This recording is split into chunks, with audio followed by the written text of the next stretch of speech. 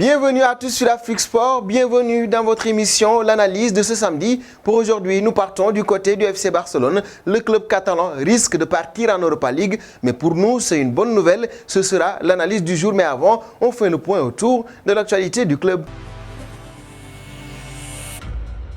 Cette saison est donc une saison à oublier pour le FC Barcelone en Ligue des Champions notamment. Après un match nul face à Benfica, l'équipe dirigée par Javi Hernandez se dirigerait vers l'Europa League. Bayern, FC Barcelone et Benfica Dynamo Kiev. Rendez-vous dans 2 semaines pour une dernière journée terrible dans le groupe E de la Ligue des Champions.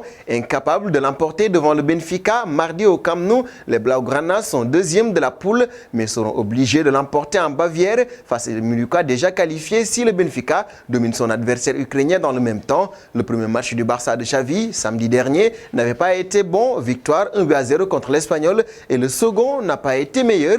Le nouveau coach de la formation catalane a opté cette fois-ci pour un 3-4-2-1.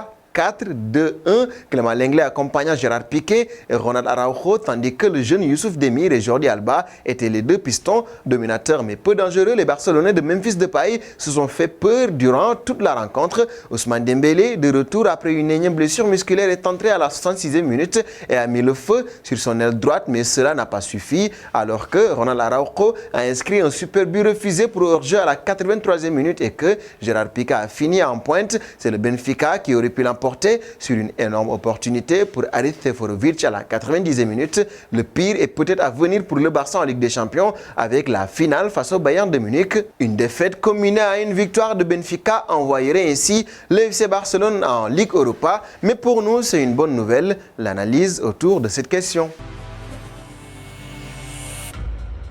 Pourquoi partir en Europa League est la meilleure chose qui peut arriver au FC Barcelone? Nous l'avons donc distingué en 4 points. Le premier point pour nous, c'est donc une chance de remporter au moins un trophée durant cette saison. On ne connaît pas un seul fan du Barça qui pense que cette équipe du Barça est capable de remporter le titre de la Ligue des Champions. Si vous en êtes un, je suis désolé, mais vous vous trompez probablement. Il y a trop d'équipes meilleures que le Barça dans la compétition. L'équipe peut atteindre les quarts de finale, peut-être même les demi-finales avec de la chance.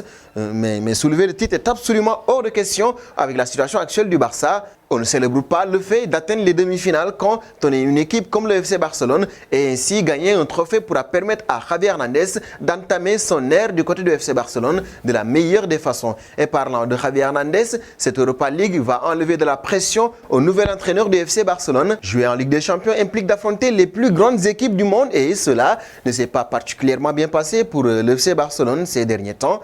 L'équipe a été laminée par Liverpool, le Bayern et le PSG au cours des dernières années. Et Javi Hernandez ne doit certainement pas vivre cela dans ses premiers mois à Barcelone.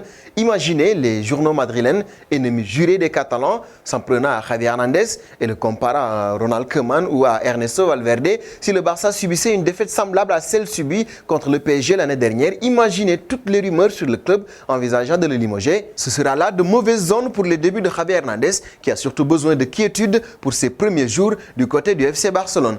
Et également, l'autre point à souligner, c'est que les jeunes pourront avoir leur chance dans cette compétition de la Ligue Europa. Le niveau de compétition en Ligue Europa est relativement faible. Du moins, avant les quarts de finale, le Barça sera probablement en mesure d'aligner une équipe plus faible tout en continuant à avancer dans les dernières étapes. Javi serait ainsi en mesure de donner du temps de jeu et une expérience européenne inestimable à des jeunes comme Demir, Abdé, Achomash.